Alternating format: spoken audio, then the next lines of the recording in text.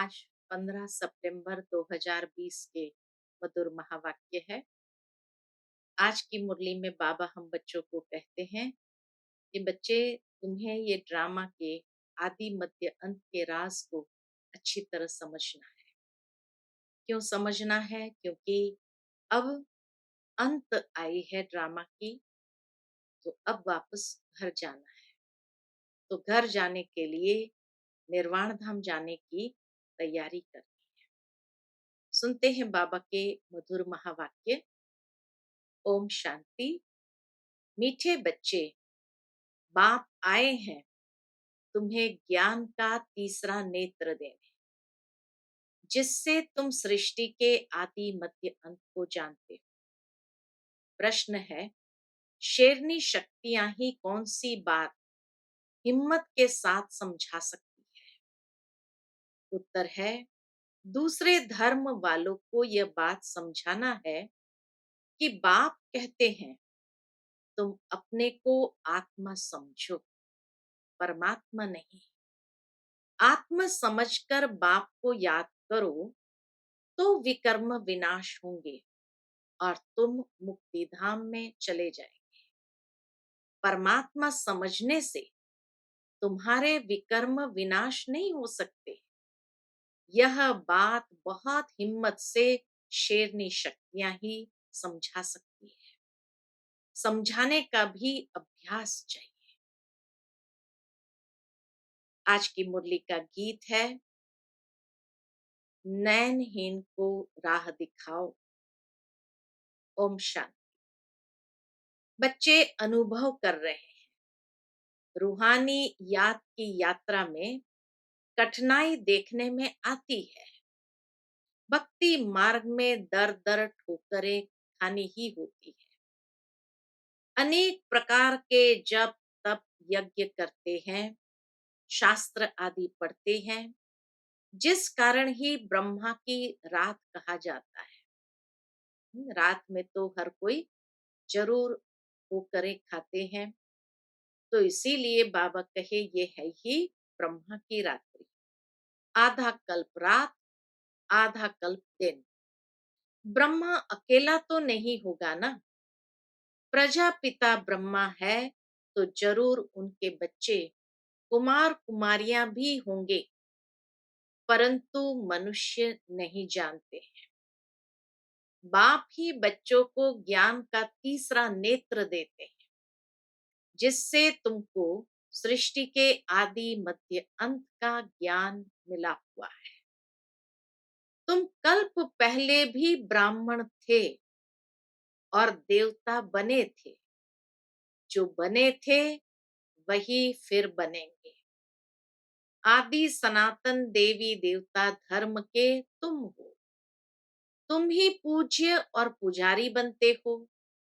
अंग्रेजी में पूज्य को वर्शिप वर्दी और पुजारी को वर्शिपर कहा जाता है। भारत ही आधा कल्प पुजारी बनता है। आत्मा मानती है हम पूज्य थे, फिर हम ही पुजारी बने।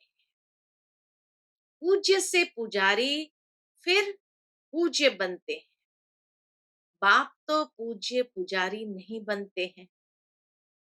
तुम कहेंगे हम पूज्य पावन सो देवी देवता थे, फिर 84 जन्म के बाद कंप्लीट पतित पुजारी बन जाते हैं। अभी भारतवासी जो आदि सनातन देवी देवता धर्म वाले थे, उन्हों को अपने धर्म का कुछ भी पता नहीं। तुम्हारी इन बातों को सब धर्म वाले नहीं समझेंगे। जो इस धर्म के कहाँ कन्वर्ट हो गए होंगे वही आएंगे। ऐसे कन्वर्ट तो बहुत हो गए। बाबा कहे जो आदि सनातन देवी देवता धर्म वाले थे, वह कितने अनेक धर्मों में कन्वर्ट हो गए हैं। फिर धीरे धीरे वो वापस आए। बाप कहते हैं जो शिव और देवताओं के पुजारी है, उनको सहज है। ये बातों को समझना उनके लिए सहज है। अन्य धर्म वाले माथा खपाएंगे। जो कन्वर्ट होगा उनको टच होगा, उनकी बुद्धि को ये ज्ञान की बातें टच होगी और आकर समझने की कोशिश करेंगे, नहीं तो मानेंगे नहीं। आर्य समाजियों में से भी बहुत आए, आर्य समाजियों में से भी बाबा कहे बहुत आए हुए हैं। सिख लोग भी आए हुए हैं। आदि सनातन देवी देवता धर्म वाले जो कन्वर्ट हो गए हैं, उनको अपने धर्म में जरूर आना पड़ेगा। झाड़ में भी अलग अलग सेक्शन है, परमधाम में भी झाड़ में अलग अलग सेक्शन है। फिर आएंगे भी नंबरवार, टाल टालियां निकलती रहेगी। वह पवित्र होने कारण उन्हों का प्रभाव अच्छा निकलता है। इस समय देवी देवता धर्म का फाउंडेशन है नहीं, जो फिर लगाना पड़ता है। बहन भाई तो बनाना ही पड़े। हम एक बाप के बच्चे, सब आत्माएं भाई भाई है। एक परमात्मा पिता के बच्चे, सब आपस में भाई भाई है। और इस फीलिंग में जब आते हैं तब जाकर के नई पावन सृष्टि को स्थापित कर सकते हैं। तो सब आत्माएं भाई भाई है, फिर भाई बहन बनते हैं। प्रजापिता ब्रह्मा के नाते से भाई बहन बनते हैं। अब जैसे कि नई सृष्टि की स्थापना हो रही है, पहले पहले हैं ब्राह्मण। नई सृष्टि की स्थापना में प्रजापिता ब्रह्मा तो जरूर चाहिए। ब्रह्मा द्वारा ब्राह्मण होंगे, इनको रुद्र ज्ञान यज्ञ भी कहा जाता है। इसमें ब्राह्मण जरूर चाहिए, प्रजापिता ब्रह्मा की औलाद जरूर चाहिए। वह है ग्रेट ग्रेट ग्रैंडफादर। ब्राह्मण है पहले नंबर में चोटी वाले। आदम बीबी एडम ईव को मानते भी है। इस समय तुम पुजारी से पूज्य बन रहे हो। तुम्हारा सबसे अच्छा यादगार मंदिर दिलवाड़ा मंदिर है। नीचे तपस्या में बैठे हैं, ऊपर में राजाएं, और यहाँ तुम चैतन्य में बैठे हो। यह मंदिर खलास हो जाएगा, फिर भक्ति मार्ग में बनेगा। बाबा कहे दिलवाड़ा मंदिर कितना एक्यूरेट है। नीचे तपस्या में बैठे हैं, ऊपर में स्वर्ग की राजाई है। अभी प्रैक्टिकल चैतन्य में बैठे हैं, फिर ये मंदिर खत्म होकर के भक्ति मार्ग में फिर से बनेंगे। तुम जानते हो अभी हम राजयोग सीख रहे हैं, फिर नई दुनिया में जाएंगे। वह जड़ मंदिर, तुम चैतन्य में बैठे हो। मुख्य मंदिर यह ठीक बना हुआ है। स्वर्ग को नहीं तो कहाँ दिखाएं? ऊपर में स्वर्ग नहीं दिखाए तो कहाँ दिखाए? इसलिए छत में स्वर्ग को दिखाया है। इस पर बहुत अच्छा समझा सकते हो। बोलो, भारत ही स्वर्ग था, फिर अब भारत नरक है। इस धर्म वाले झट समझेंगे। हिंदुओं में भी देखेंगे तो अनेक प्रकार के धर्मों में जाकर के पड़े। तुमको बहुत मेहनत करनी पड़ती है निकालने में। बाबा ने समझाया है, अपने को आत्म समझ, माम एकम याद करो, बस। और कुछ बात ही नहीं करना चाहिए। सारे ज्ञान का सार ही यह है कि अपने को आत्म समझ बाप को याद करना है। जिनका अभ्यास नहीं, उनको तो बात करनी भी नहीं चाहिए, नहीं तो बीके का नाम बदनाम कर देते हैं। अगर दूसरे धर्म वाले हैं तो समझाना चाहिए कि यदि तुम मुक्ति धाम में जाना चाहते हो तो क्या करो, अपने को आत्मा समझो, बाप को याद करो। अपने को परमात्मा नहीं समझो, अपने को आत्मा समझ बाप को याद करेंगे तो तुम्हारे जन्म जन्मांतर के पाप कट जाएंगे और मुक्ति धाम में चले जाएंगे। तुम्हारे लिए यह मन मना भव का मंत्र ही बस है। बाबा कहे ये मन मना भव के मंत्र बहुत कुछ कहता है। मन को सिर्फ बाबा में लगाओ इतना नहीं कहता है। मन मना भव होना है, क्योंकि तभी हम मुक्ति जीवन मुक्ति धाम में जा सकते हैं। मन मना भव इसीलिए होना है ताकि हम अपने मन को बाहर की सभी कलयुगी बातों से, दुनिया से, आकर्षणों से समेट सके। तो मन मना भव का मंत्र हमें बहुत कुछ कहता है। गीता में भी इसीलिए 2 बार आता है, 9वें अध्याय और 18वें अध्याय में। मन मना भव के साथ दूसरा शब्द आता है मध्याजी भव, कि जो मन मना भव अर्थात मन को परमात्मा में लगाते हैं, आत्मा समझ करके उस परमात्मा को याद करते हैं, वही मध्याजी भव अर्थात विष्णुपुरी की दुनिया में जा सकते हैं। तो इसीलिए बाबा कहे तुम्हारे लिए यह मन मना भव का मंत्र ही बस है। परंतु बात करने की हिम्मत चाहिए। शेरनी शक्तियां ही सर्विस कर सकती है। सन्यासी लोग बाहर में जाकर विलायत वालों को ले आते हैं कि चलो तुमको स्पिरिचुअल नॉलेज देवे। अब वह बाप को तो जानते ही नहीं, ब्रह्म को भगवान समझ कह देते इसको याद करो, बस यह मंत्र दे देते हैं। जैसे किसी चिड़िया को अपने पिंजड़े में डाल देते हैं, तो ऐसे ऐसे समझाने में भी टाइम लगता है। बाबा ने कहा था हर एक चित्र के ऊपर लिखा हुआ हो शिव भगवान वाच। तुम जानते हो इस दुनिया में धनी बिगर सब निधन के हैं। पुकारते हैं तुम मात पिता हम बालक तेरे। अच्छा उनका अर्थ क्या? ऐसे ही बोलते रहते तुम्हारी कृपा से सुख घनेरे। अब बाप तुमको स्वर्ग के सुख के लिए पढ़ा रहे हैं, जिसके लिए तुम पुरुषार्थ कर रहे हो। जो करेगा सो पाएगा। इस समय तो सब पतित है, पावन दुनिया तो एक स्वर्ग ही है। यहाँ कोई भी सतो प्रधान हो न सके। सतयुग में जो सतो प्रधान थे वही तमो प्रधान पतित बन जाते हैं। क्राइस्ट के पिछाड़ी जो उनके धर्म वाले आते हैं वह तो पहले सतो प्रधान होंगे ना।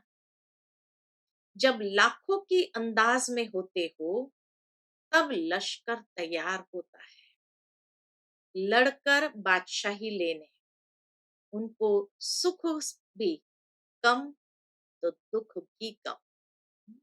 नेचुरल है, जो द्वापर से आते तो उनको सुख भी कम तो दुख भी कम। तुम्हारे जैसा सुख तो किसको मिल न सके।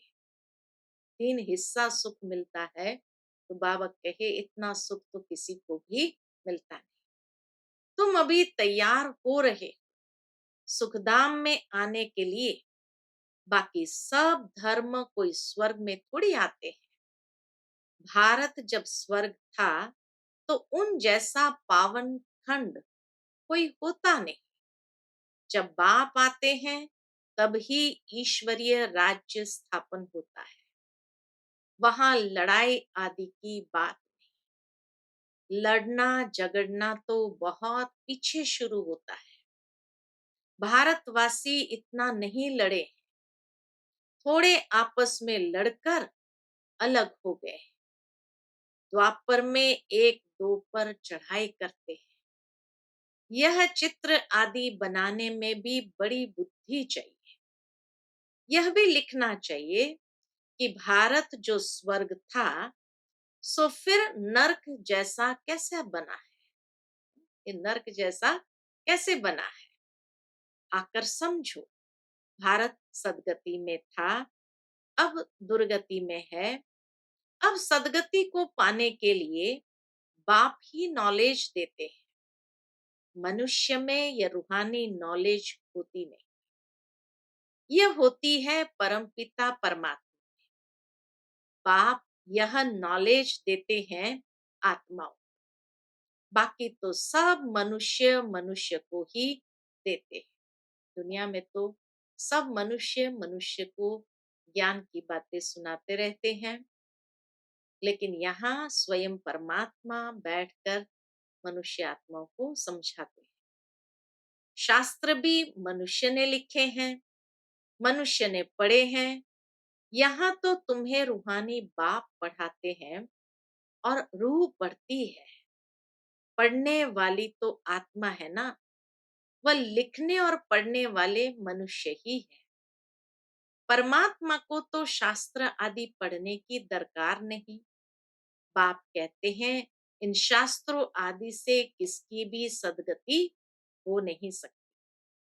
मुझे ही आकर सबको वापस ले जाना है।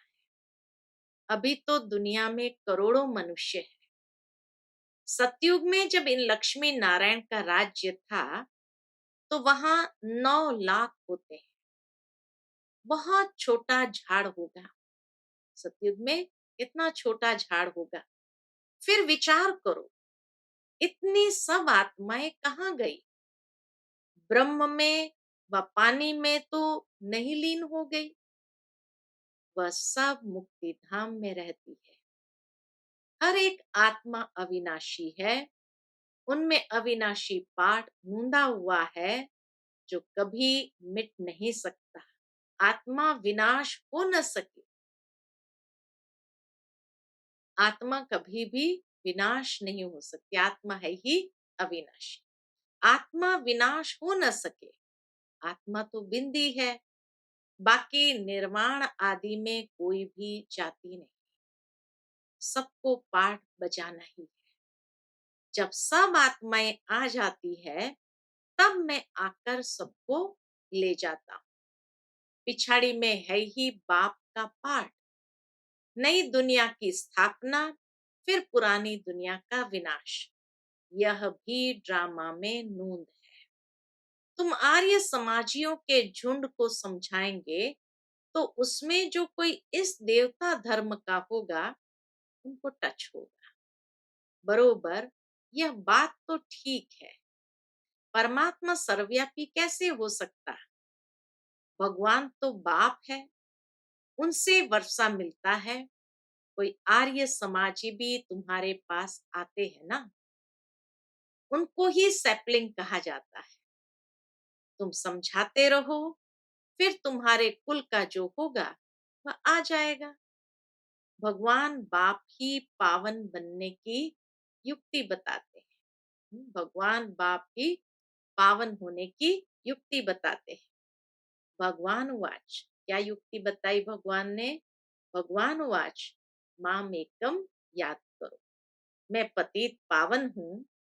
मुझे याद करने से तुम्हारे विकर्म विनाश होंगे और मुक्ति धाम में आ जाएंगे। यह पैगाम सब धर्म वालों के लिए है।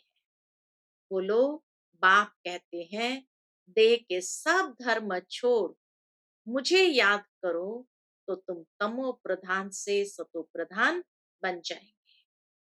मैं गुजराती हूँ, फलाना हूँ, यह सब छोड़ो। कितनी अच्छी बात बाबा कहते हैं। दैहिक दृष्टि वृत्ति बातें सब छोड़ो, अपने को आत्मा समझो और बाप को याद करो। यह है योग अग्नि।